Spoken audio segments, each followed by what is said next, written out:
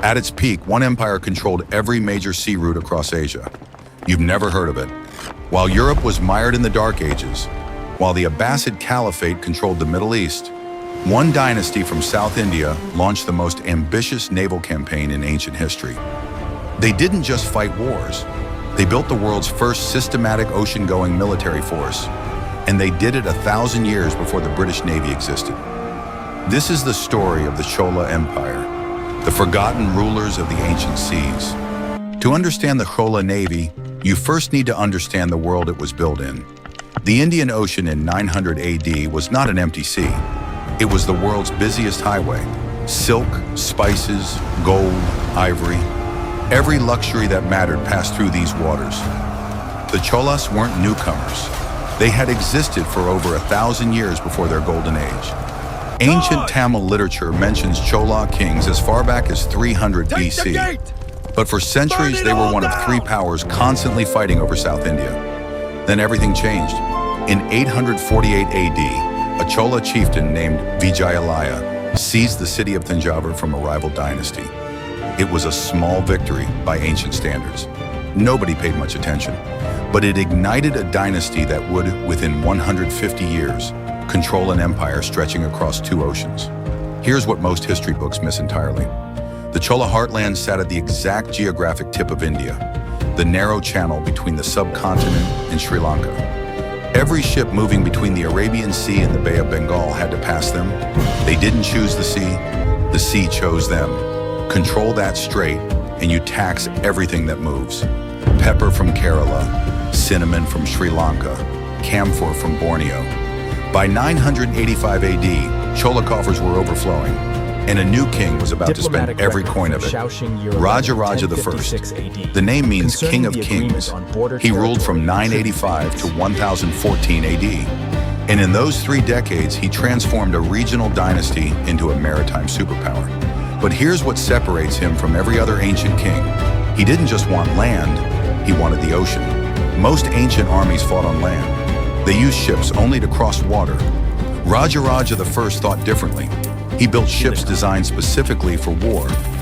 Chola warships were large, multi-deck vessels capable of carrying soldiers, horses, and war elephants.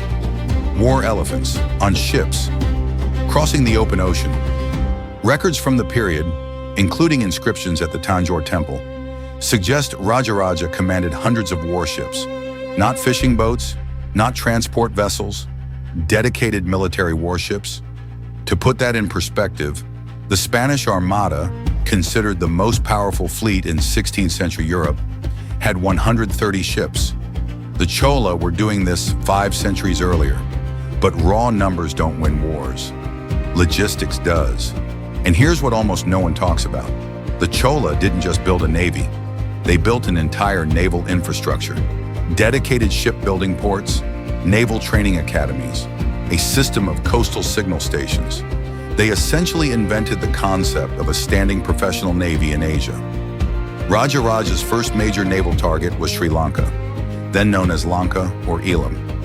In 993 AD, he launched an amphibious assault that modern historians describe as breathtaking in its execution.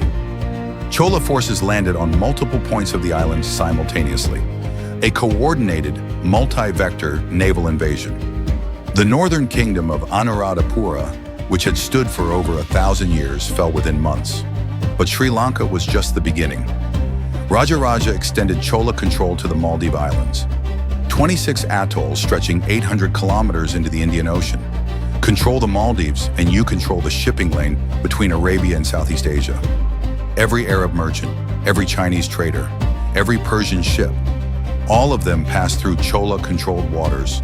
When Rajaraja died in 1014 AD, his son took the throne. His name was Rajendra I, and he made his father look cautious. Rajendra I looked at the map his father had drawn, and he saw one problem. The Srivijaya Empire, based in modern Sumatra, controlled the Strait of Malacca. That strait was the gateway to China, to the Spice Islands, to everything east of India, and Srivijaya was charging every ship that passed through it. Rajendra decided that arrangement was unacceptable. In 1025 AD, Rajendra I launched what historians call the most audacious naval campaign of the pre-modern world. A massive Chola fleet crossed the Bay of Bengal, over 1,600 kilometers of open ocean. They struck the Srivijaya Empire simultaneously at multiple ports across modern-day Malaysia, Sumatra, and the Thai Peninsula. Port after port fell. The Srivijayan king fled. In a single campaign season, the Chola had effectively ended Srivijayan dominance over Southeast Asian trade. But here's the part that changes everything you thought you knew about this empire. The Chola didn't colonize Southeast Asia. They didn't install governors. They didn't garrison troops. They forced defeated kingdoms into trade agreements, into paying tribute, into recognizing Chola supremacy. And then they left. What Rajendra built wasn't a colonial empire. It was the world's first maritime economic hegemony. And it worked, because the evidence shows up in the most unexpected place. Chinese Song Dynasty records from the 11th century document Chola ambassadors arriving in Beijing, bearing gifts, demanding recognition, receiving it.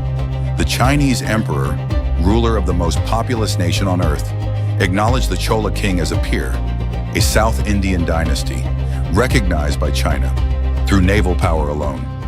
By 1050 AD, the Chola Empire was at absolute peak power. Trade revenues flowing from Sri Lanka to Sumatra, tributes arriving from a dozen kingdoms. Their navy patrolled 3.5 million square kilometers of ocean. But empires don't last forever, and the Chola were about to learn that the same sea that gave them power could take it away. The cracks began appearing in the 12th century. Constant military campaigns had drained the treasury. Vassal kingdoms began reasserting independence. The Pandya dynasty, old rivals from the south, began pushing back. And in 1279 AD, after nearly 4 centuries of dominance, the last Chola king died without a successor. The empire didn't explode. It quietly dissolved, like salt in the sea. So why don't we know about the Chola? The honest answer is uncomfortable. Western historical education was built around Western empires. Rome, Greece, Britain. Non-European powers were studied only when they intersected with European history. The Chola never invaded Europe. They never threatened Constantinople. They never appeared in Roman records. So for centuries, Western academics simply didn't look. It took Tamil scholars, then Indian archaeologists, then eventually global historians to reconstruct what was always sitting in the inscriptions at Tanjore, carved in stone, waiting to be read. But here's the legacy that matters. Every maritime trade route the Chola controlled, still active today, the Strait of Malacca, which they forced open in 1025, it is now the world's busiest shipping lane. 25% of all global trade passes through it every single year. The Tamil trading diaspora the Chola created spread Hindu and Buddhist culture across Southeast Asia. Angkor Wat, built in a culture shaped by Chola influence. The DNA of their empire is visible everywhere. In the temples of Thailand, the trade networks of Malaysia, the cultural memory of Sri Lanka. They didn't just rule the seas, they shaped the world those seas connected. The Chola had no GPS, no steel warships, no satellite communications. They crossed 1,600 kilometers of open ocean with wooden ships and iron resolve. They built a naval empire that Europe wouldn't match for another 400 years, and history forgot them, until now. If this story surprised you, it should, because there are dozens more like it. Empires the history books skipped, commanders nobody taught you about, battles that changed the world and got forgotten.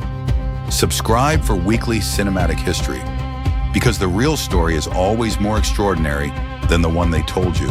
And if you want to go deeper, the Khmer Empire, the Mali Empire, or Carthage, drop it in the comments. We're just getting started.